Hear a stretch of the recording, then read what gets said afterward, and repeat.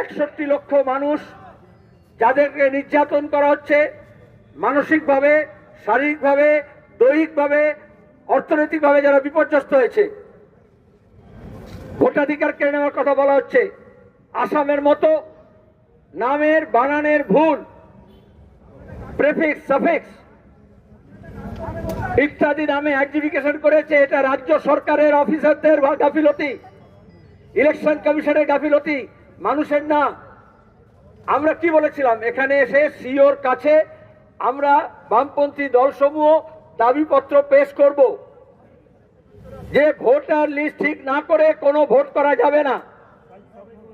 এখানে কলকাতা পুলিশের একজন এসিপি, তার কি পদমর্যাদা আমি জানি না, ভদ্রভাবে এসে বলেছেন যেখানে গাড়ি ঘোড়া চলাচলের অসুবিধা হচ্ছে, আপনারা কিছুক্ষণ ছিলেন, আর কতক্ষণ থাকবেন।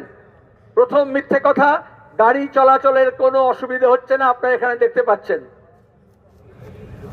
2, বলা হলো রাস্তা, আমরা বললাম রাস্তার একটা পাশে আছি আর একটা পাশ খালি আছে। ওরাই বরঞ্চ ওদের গাড়ি পার্ক করে দিয়ে নিজেরা থেকে রেলিং করে দিয়ে আরো বেশি অবরোধ করেছেন।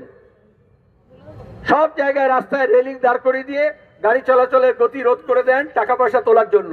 হাইওয়ে থেকে বেঙ্গল পুলিশ, কলকাতা পুলিশ প্রত্যেকটা ফ্লাইওভারের উপরে, প্রত্যেকটা রাস্তার উপরে ব্যারিকেড ধরিয়ে দর করিয়ে দেন। আর বিক্ষোভ হলে, মিছিল হলে ব্যারিকেড করে বাধা দেন। বললেন আপনাদেরকে এখান পর্যন্ত আসতে দিয়েছি, সে ব্যাপার আমি কিছু বলবো না। ওনারা আসতে দিয়েছেন না আমরা এসছি, সেটা আপনারা বিচার করবেন। 2 হচ্ছে, বললেন যে আপনারা এখান থেকে কখন যাবেন।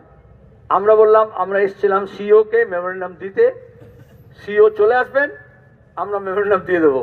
বলে সিও তো আসছেন না, তাহলে আপনি কেন তড়িঘড়ি করছেন? হয় সিও কে নিয়ে আসুন, নাহলে আপনি চলে যান। ভুল বলেছি?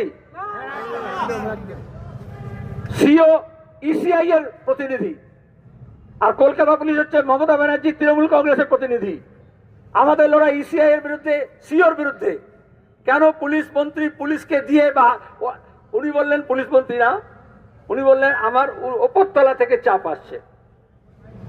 উপরতলার চাপেই সব হয়, ভোট লুটো হয়, কয়লা চুরিও হয়, অপরাধীদের পাহারাও হয়, অভয়ার হত্যার, ধর্ষণের সাক্ষী সাবুত লোপাট হয়। কিন্তু এই পুলিশ অফিসারকে বুঝতে হবে, সবাই ডিজিপি হয় না, আর সবাই রাজীব কুমার মতো হয় না। চিটফান্ডের টাকা হদিশ মমতা ব্যানার্জি তার পরিবারের সাক্ষী সাবুত লোপাট করে দিয়ে